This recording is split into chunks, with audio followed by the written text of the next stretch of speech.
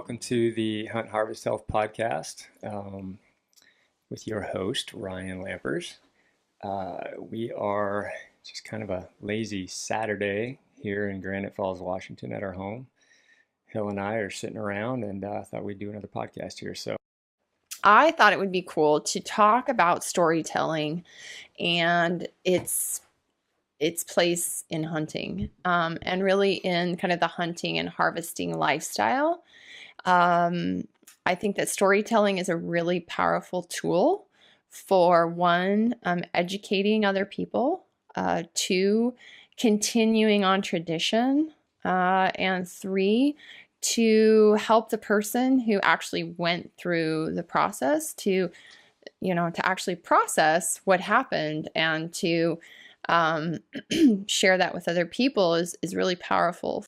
I think that it's an important piece of kind of the history of hunting. And if you look back just generationally or culturally as a species, humans have been telling stories since the beginning of time, and really hunting being a very vital piece of life back in the day when we didn't have grocery stores and we didn't have, food falling right in front of us at restaurants and etc. You had to go out and you had to get your food. And if you've done any traveling, or, if you're a history buff like I am, if you look at all the native paint, the cave dwellings and these places where our ancestors were telling stories, they were drawing a lot of pictures and stuff of the hunt. And so I believe that storytelling is pretty much, it is as old as hunting itself, and that they go hand in hand. I love the brain, and I love how the brain works and kind of all the little intricacies that go on to make us human. Our brain is really who we are, our personality, our thoughts, and really a lot of our feelings, they all derive from the brain. And so when you see somebody telling a story, you see them kind of reliving the moment, and you can, the neurochemicals and the adrenaline and the things that the hormones that are processed in a moment when you're in the hunt, those start actually come back even during the storytelling, and not only in the person who's telling the story, but in the people who are listening.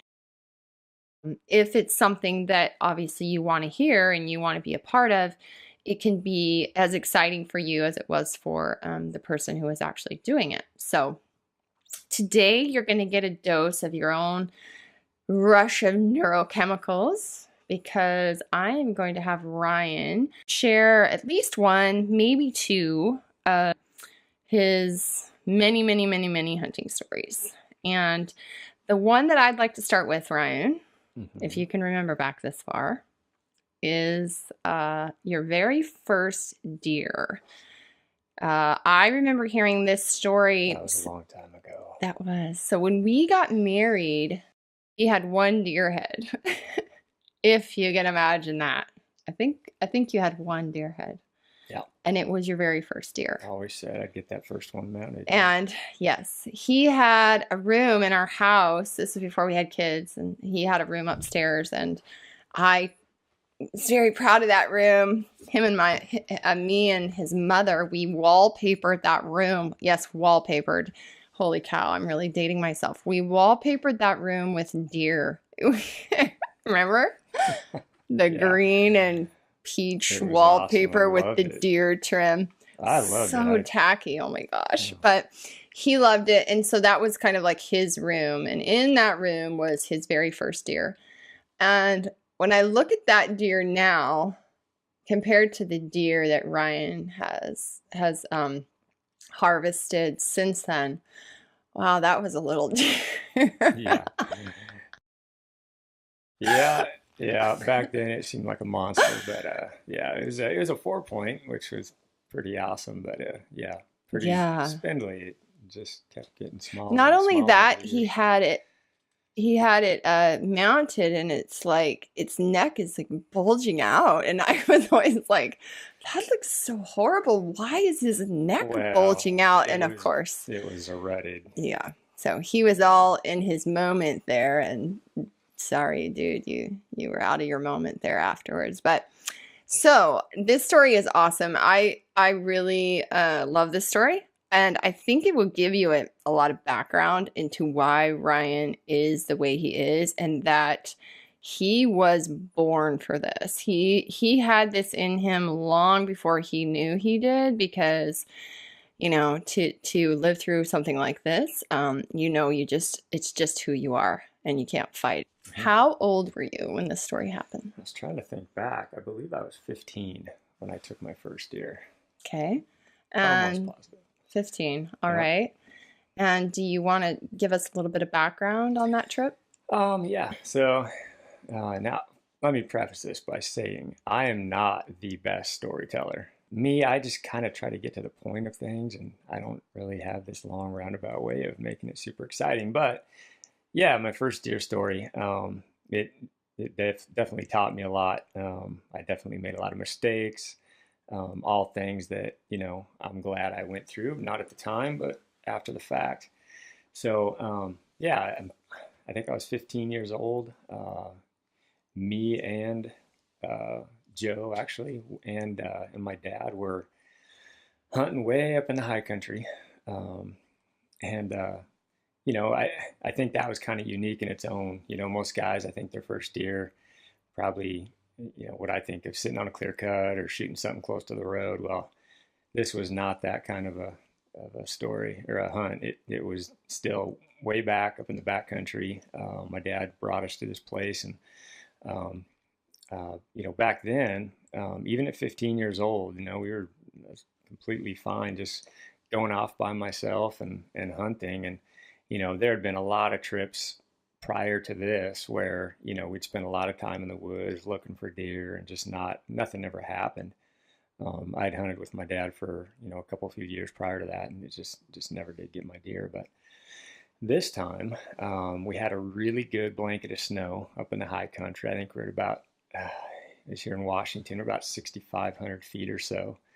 And we left that morning with plans on just going way back in and trying to see what we could do, see what we could come up with. And I had never obviously shot a deer. I'd never cleaned a deer, never broke it down, didn't have any idea what to do with the meat.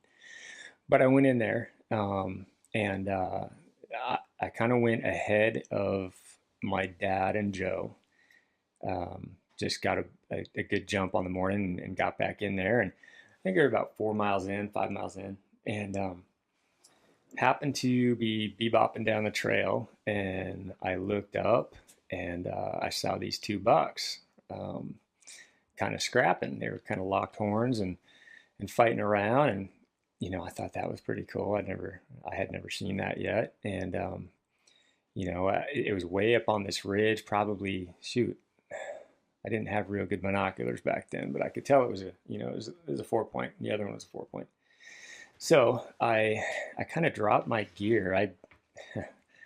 Hindsight, I mean, I made so many mistakes on this hunt. It's not even funny, but I set some stuff down. My pack. I left my gloves sitting right there, right on the trail. I just figured I was going to go up there. I was going to shoot that buck. I was going to drag it down to the trail, and everything would be great. Well, I set my stuff down. I kind of snuck up in there and got up in there a ways, and all of a sudden, the deer, I couldn't find them. They disappeared. But there was a lot of snow, and I kept going up and up, and I finally got to that spot where those bucks were, and found their tracks. Just got on their tracks and started going after them. And they went up and up and up and got to the top of this ridge. And I got to the top, and I looked down, and up there the snow is a little deeper, and I'm looking down into this next basin, and it's way down in there. Shoot, I probably had a pair of like 8 by, I don't know, 30 binoculars or something back then, nothing much. But I could see those two bucks. They had already gotten down this rock slide and down into this basin, and they're sitting down there doing the same thing as they were before, just kind of locked up and scrapping around. And they were definitely rutted. And so I did everything I could to slide down through this rock field. It was steep as heck. Sliding down on my butt. I was slipping, falling. Got through this boulder field somehow without hurting myself. Got down into that basin and got into this timber patch, and I knew, just on the other side of that timber patch was where those two bucks were the last I'd seen them. But it took me a while to get down there, so I snuck my way. I kind of stayed on their tracks and snuck my way through that timber patch. And man, I got to the end of that timber patch, and I'm looking out into the open, and sure enough, there's those two bucks out there standing, kind of the far edge of this meadow. Not very far out. There's like 120 yards or so. And so, this is what I'd practiced for, and so I, got set up, got a really good rest on a tree, and I didn't, look to see which one was bigger or anything like that. I just saw which one I had a good shot at, and I took it. And man, that deer dropped like a rock and didn't go anywhere. So obviously, I was pretty happy and excited. I ran over there. The other buck ran off. I got over there and looked at what I just shot. It was this, back then it was this monster 4-point. Now it's a kind of a crap claw, little spindly 4-point. But man, I was so stoked to get that buck. And so now I'm sitting there looking at this thing, and I just kind of realized I don't have a clue what I'm supposed to do with this. My dad's not here. I don't know where he is. He's miles away somewhere. And I just didn't know what to do with it. But, I'd read enough outdoor life mags. You carry the head out, right? First. So you said you dropped your pack and your gloves? Yep. So yep. Did you have like a knife even on you? I did have a knife, but I didn't have any gloves. And I didn't have much else. I didn't have any game bags or anything like that. I just had no idea how to break this thing down. I didn't know how to skin this deer. All I knew was it's a nice buck. I need to get the guts out of it. And I think I'd watched my dad, take the guts out of a deer before. So I somehow, some way, I did know how to do that. So crudely, I opened it up and at least got that out of there, and so it could cool off. And then I just kind of cut it at the neck. And now how you do it, you take as little bone out and meat out, or meat with the head as possible, so it's not so heavy. Well, I just kind of lopped it off at the neck, leaving probably, I don't know, 1.5 foot of neck meat on the head. Oh dear. So, I've got this giant stump of a neck with the little rack, and I just grab it, and I'm going to march back up to that mountain and go to the other side and, find the guys, and we'll come back and pack all that meat out. Well, I'm looking back up this massive mountain, which seemed to just go forever. And I'm thinking, how did I get down that rock chute? I mean, it was really super steep. And I couldn't figure out, man, I know I got down that, but I slid half the way. How am I going to get back up that?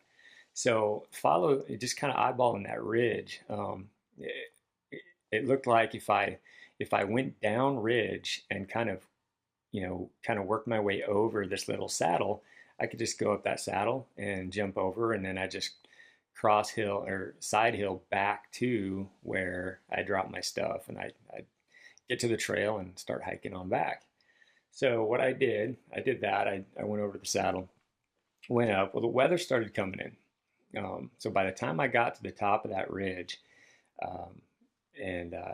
I just figured, okay, now I just got to go down because the fog had rolled in. It started snowing. And what time of the day was this now? Oh, this is well into the afternoon.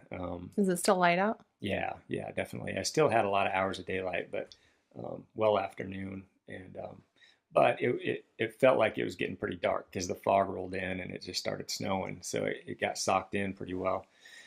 So that's exactly what I did. I stuck to the game plan. I couldn't see, but I knew if I broke over this ridge and just followed it down to the bottom and then cut right, and kind of side hill, I should cut back to where my tracks were, where I, originally started.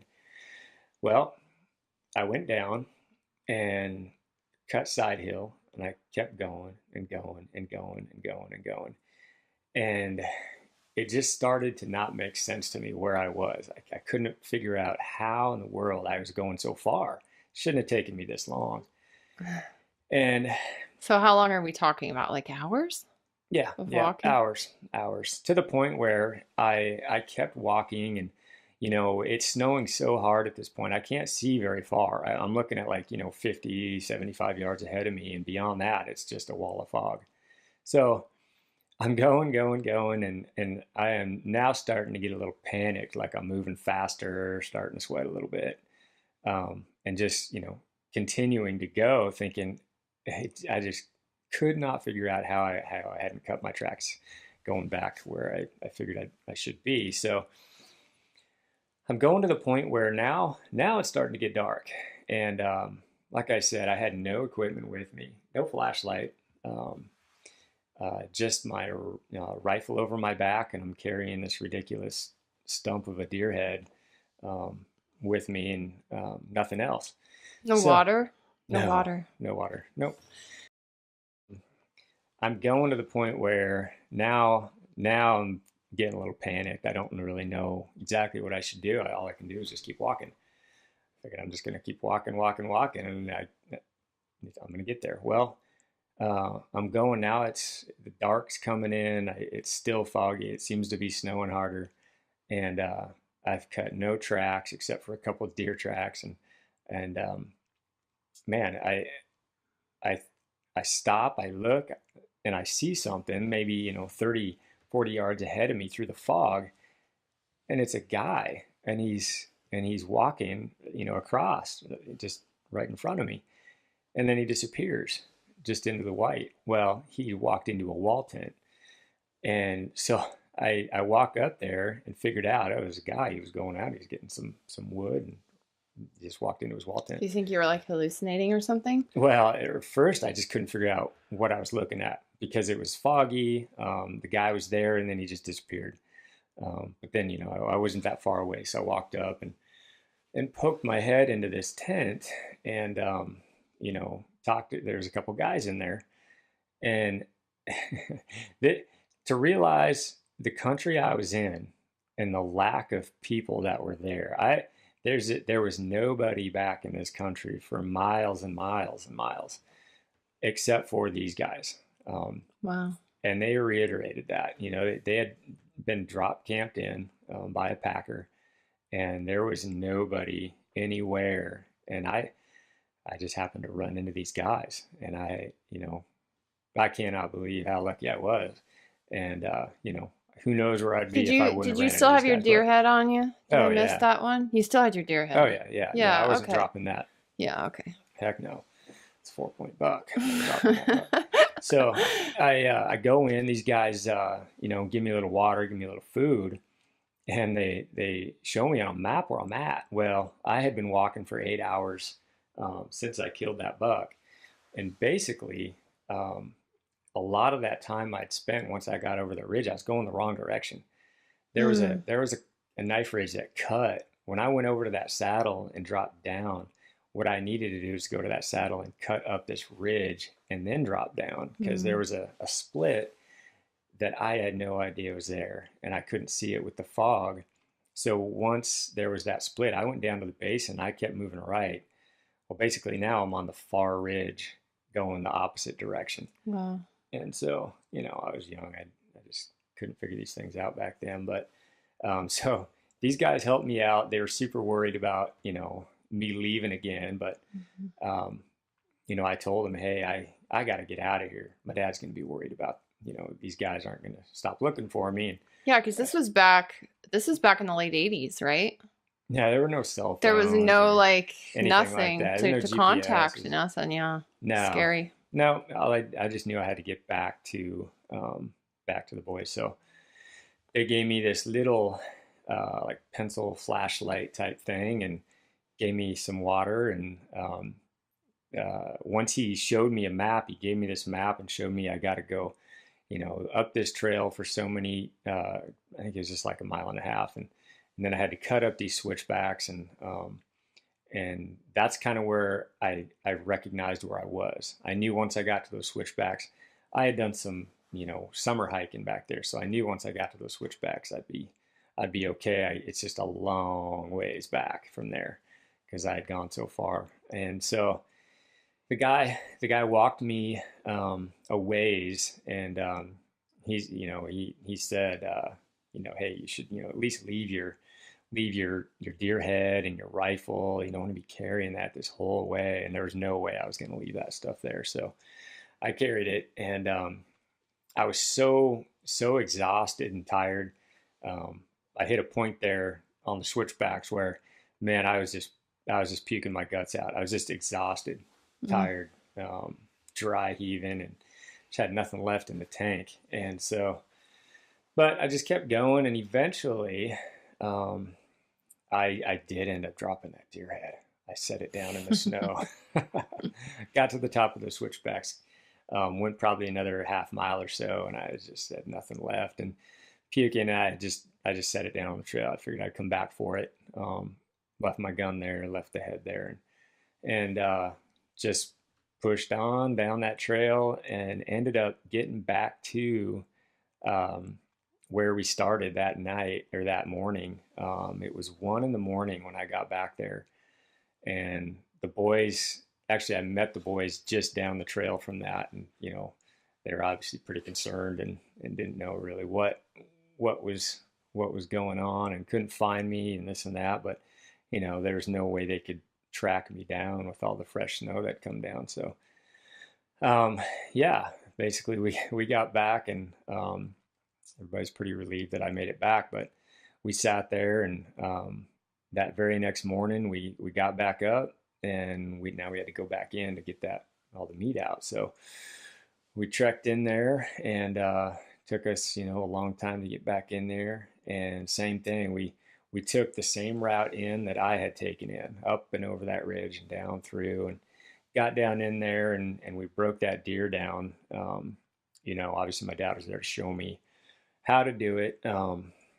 These are the days of external frame backpacks and wool, and nothing was as good as we have it now. But so we got the meat all loaded up between the three of us and headed back out. And I had told them, this is what I did. I went over there, I went down, and somehow I ended up way over there. But we did the same thing. We figured, well, that is the best way to get up, but we won't do it the same way. We'll go over there and we'll hike up ridge. So we did that. And I remember we were sitting on the top of that ridge when we got to that saddle, looking down in there, thinking, there's no way that's not the right way. Well, I had just done it the day before. And so I pleaded my case that there's no way we should go down that hole. We got to go up this ridge. And we ended up doing that, luckily, because then we saw the knife ridge. But it was a similar situation that the fog was rolling in, started snowing like crazy, getting really cold. And man, that was one of the toughest death marches out of there that we had ever, that I can remember. It was just step after step after step. And me and Joe and my dad, we were just so tired that I remember Joe saying, yeah, it was like we'd carry the meat, and like you'd run ahead as far as you could, and you just lay down and you'd fall asleep until they got to you, and then you'd just take turns doing it. He's like, it was like a horrible death march out of there. Yeah, well, I remember one thing, and that was my dad was saying, you fall asleep, you probably won't wake up. So, we'd go up, and we wouldn't fall asleep, but we'd definitely take a rest. And yeah, it was deep snow and really steep mountain that we had to go up and then right back down. So basically, again, it took us all night to get that out. And so did you go back and get the deer head? Yeah, I did. And the same day or a different day? Nope, same day. On the way back with the meat, Joe and I ran over, grabbed my rifle, grabbed my deer head, and this is something that we would obviously never do today, but I don't know where we'd seen this, but we grabbed a pole, like a big old giant, stick that we'd found that could carry some weight. And we tied that deer head to this pole. and had it in between us because it was so dang heavy with this giant neck on it and all Oh my that meat. gosh, like a pig or something? Yeah, similar. Oh. But we had just tied it, crudely to this thing so we could kind of share the weight.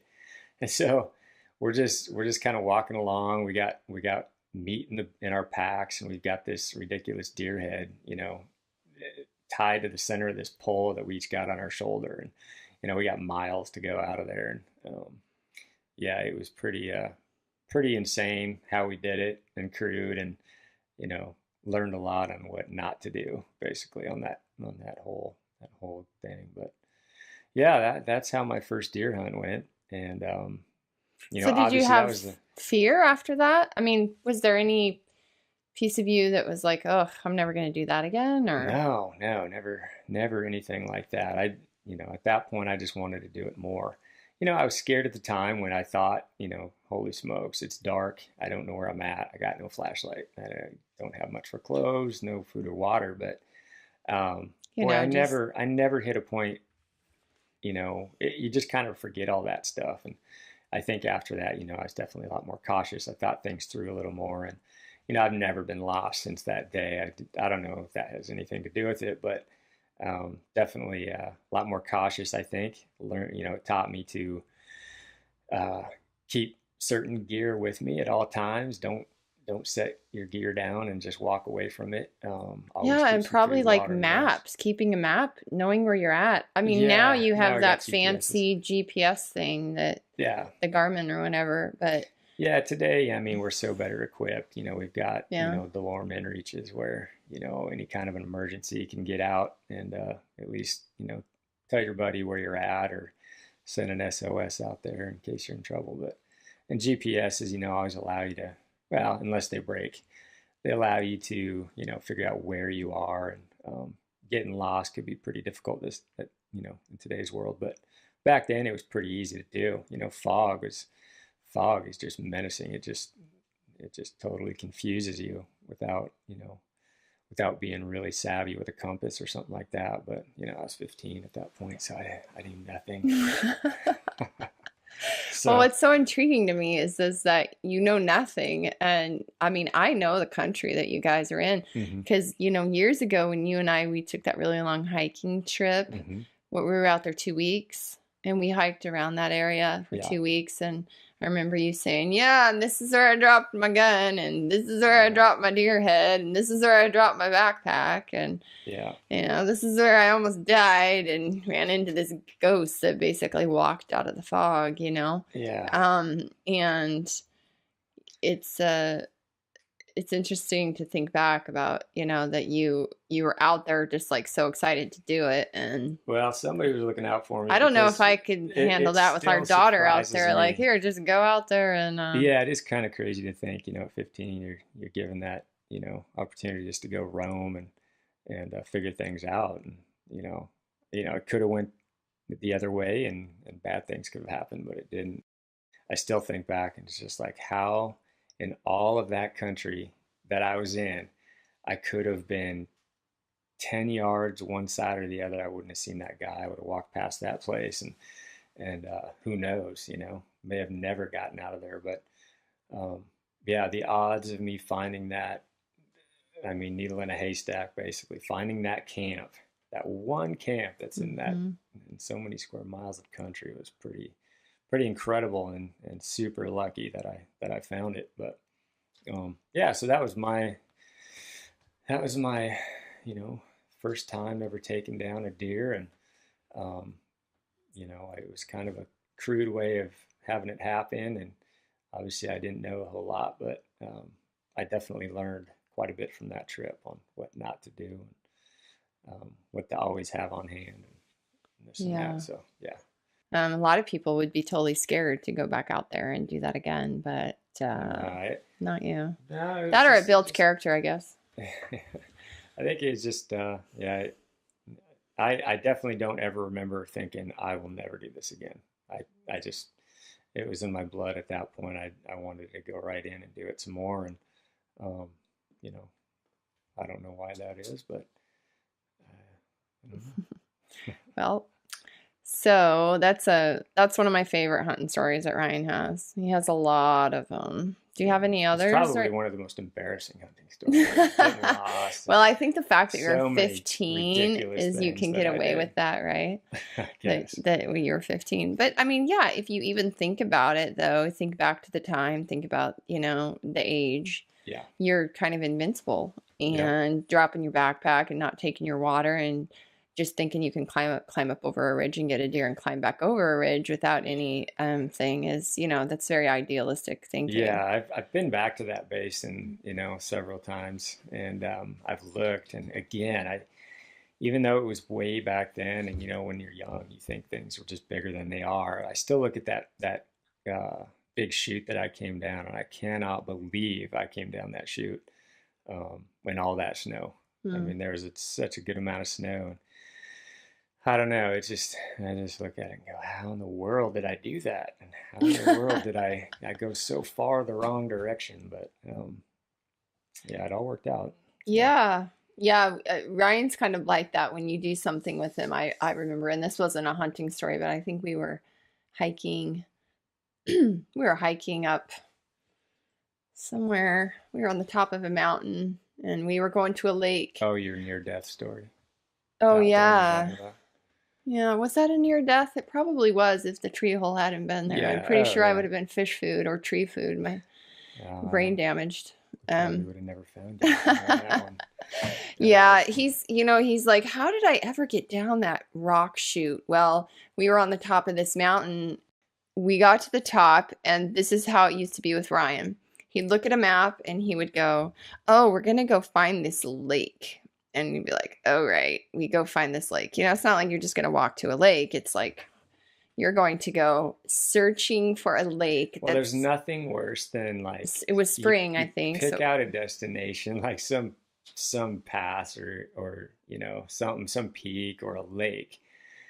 And nothing bothered me more than not getting to that place, like turning around like Which is why you death-marked. You walked 8 hours the wrong way. You were not going to turn around and go back. That's just torture. So yeah, nothing was stopping us from I wanted to get to this lake. And remember, we got to the top of this ridge and we're looking way down into this basin. And there's just a nice round little lake, and it was frozen. Let's not forget that, because it was a frozen lake. It was partially frozen. Yeah, because I was looking down there with my binoculars, looking at these giant trout swimming on the edge of it, and that I got my rod in my backpack, and I'm thinking I got to get to those trout.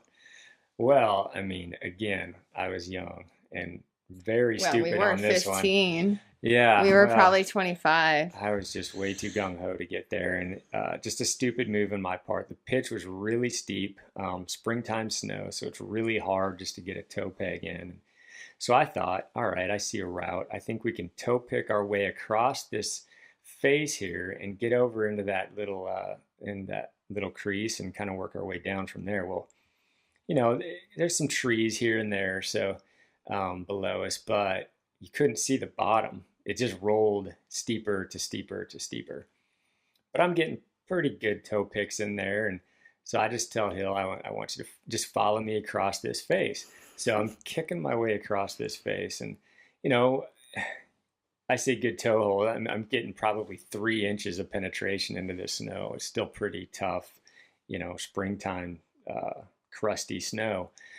So we chose not to put our crampons on, right? Yeah, we had crampons, but we didn't put them on. Follows me across, maybe 10 yards before all of a sudden I look back and she starts sliding, and she slides right down. And luckily there was this giant tree straight down below her, and it had a big tree well, where the snow had kind of melted away, and she just, flopped right into that tree well.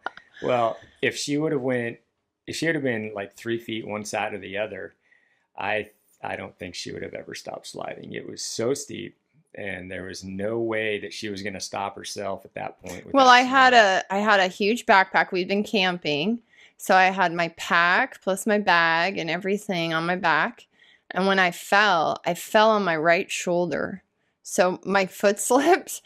and I just fell so fast. I hit my right shoulder and I just started flying. Like I couldn't grab onto anything. I couldn't, like, there was nothing to grab. That was bad. And bam, I landed right in this, hit this tree, landed in the tree hole. And when I realized I was alive and not sliding down a mountain to my death. And remember, I was so afraid of heights. That was my biggest fear ever, falling to my death. And here I was, like, falling to my death to go catch a brown trout in a frozen lake. Big, though. Remember and these things look like they were 18, boy, 20 inches. He got a reaming after that one. And you know, it's very well. I don't think I got a reaming. I was so scared after that. I was just like, he knew. He was like, so here's the thing with Ryan is it's very rare for Ryan to say that he was wrong. Like that, you got to twist it out of him. But I mean, I popped out of that tree hole. I didn't pop out of the tree hole. So luckily, it was deep enough. I couldn't get out of it by myself. He had to come down and get me out of this tree hole. But he said to me, yeah, this probably isn't that safe. And I was like, I'm going to kill you when I get out of here, because I'm not dead. You're going to be dead. I realized that in an instant, that was about as close to death as you could have possibly been. So yeah, I was puckered on that one. So we went straight up out of that tree hole and back straight up over the mountain. Never went back to that lake again. But you know, that was a great trip. I painted the mountains there, and yeah. I used to journal a lot and journaled my fun little, like, near-death experience. We had a lot of fun joking around and at that night sleeping in the tent. But it wasn't so bad. I think if you remember, we ended up dumping back into that basin, dropping down, and there was a creek at the bottom that fed this really good-sized lake, and there were so many trout spawning. It was spring thaw, and they were spawning in that river, or that creek, dumping into that lake. We had so much fish. I was catching them with my hands. There were so many trout in there, so that was fun. But that was fun. But yeah, I probably have a number of stories of Ryan taking me on somewhat dangerous expeditions and surviving them. But I really feel that storytelling is such a vital piece of hunting for sure. How many of you guys sitting around telling hunting stories and, you know, these stories after the season or after the hunt? It's like, gosh, how many times can you tell a story? That's one of the things that guys, we love to do it, guys and gals. I mean, you go do something so epic, so hard. You know, hunts aren't easy. Usually, you know, sometimes they are, sometimes they happen right away, but most of the time they don't. So a lot of these hunts, what a lot of people don't realize is how truly difficult they are.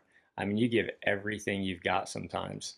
You put everything you have, you know, on a hunt, endurance-wise and mentally. And so, you know, if you are, you know, fortunate enough to get an animal or just have a really good experience, you want to come back, and it's the first thing you want to do. You want to tell somebody about it. You want to talk about it.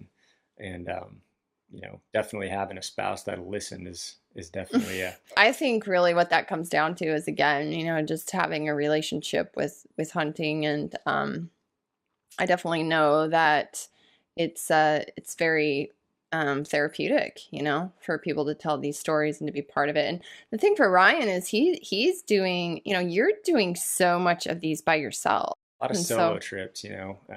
You know, we run a business, so when I'm off hunting, you know, Joe may be running the business or vice versa. So it just kind of works out that do a lot of solo stuff. And, you know, I really enjoy hunting solo.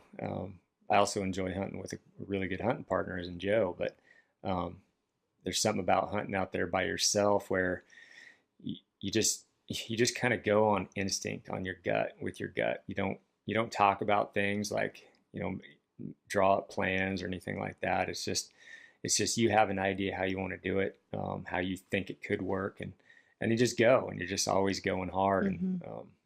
And you know, it's not for everybody, but I do enjoy it. It is harder in a lot of respects because generally, you know, with a partner, you're helping each other out, you're sharing the chores and this and that, and you know, when it's just you. So well, I know for years people have asked Ryan to many people have asked Ryan to be a guide, to work for them and to be a hunting guide. And you know, he did that for years in Alaska as a fishing guide, and so he understands kind of the rigors of being a guide. It's much different than, you know, getting to go out and hunt yourself, or even be a client. But I think his preference was always to enjoy the hunt and to get to be by himself and to have that time alone. And when you're guiding, you're not getting that. And so he's never actually hunted, been a hunting guide and done that. And I think that's because these stories that he has, he's acquired those through being alone and having the time out there to himself, which is kind of what I've observed with you. Yeah. Yeah. Yeah. I mean, I think early on when I started hunting, it wasn't, going solo wasn't really a plan. It's just how it happened, how it had to be. And then I kind of learned to adapt to where I enjoyed it, and almost preferred it to a certain extent on a lot of different trips. And it's like I said, it's got its own struggles, and it's definitely not for everybody.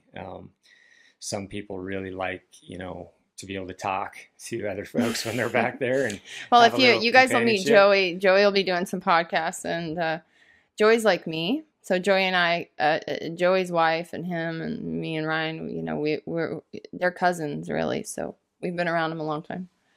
And his wife and Ryan are. I'm not the social They don't talk. They sit there, and me and Joey just sit there and blah, blah, blah, blah. Joey's an awesome storyteller, and you'll get to hopefully hear some of his storytelling as well. He's awesome. Absolutely. And but again, I think that's why him and Ryan work well together, because they balance each other out that way. Yeah. And this whole I think we'll save this for another podcast, because I think that it's pretty popular topic right now, is this whole idea of being alone. Do you have any other stories you want to tell right now, babe? Oh, geez. Are you? I mean, I could. Are you good? For this hunting season, we're still mid-season. It's still got a little adventure. This hunting season's got a lot of good stories already. It does. We're talking about when he was 15. Flash forward now to almost 30 years later. This hunting season alone, he's got some pretty good stories. Yeah. This one was for the books for sure. So definitely got a lot of stories.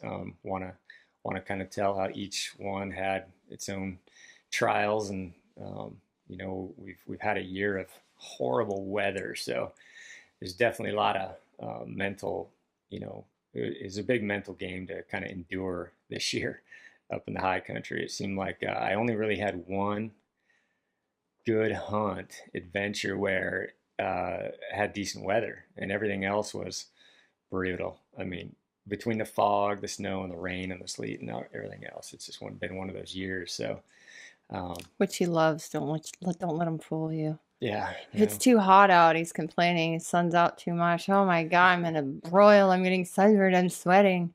Yeah. But he's right at home in a blizzard. It's kind of his thing. Any parting words for this podcast? No, I think we'll wrap it up there, and maybe one more will get out right before my next trip here, and and then after we get back, maybe we'll tell that story. Well, thanks for being here. Keep telling your stories. Yep. Take care, guys. Hey folks, thanks for listening to the Hunt Harvest Health podcast. If you enjoyed the podcast, leave us a review on iTunes or Stitcher. Any comments, ideas, suggestions, feel free to shoot us an email at lampers@StHealthyHunter.com, that's STH, or go to our website at huntharvesthealth.com. You can also follow us on Instagram at Stealthy Hunter or at Doc Hillary. Feel free to message me as well through Instagram, as I do really enjoy answering any questions related to gear, hunting, food, or you name it. Tag your photos as well at Hunt Harvest Health or Get Stealthy, as we'd love to see what you guys are up to. Thanks. See you next time.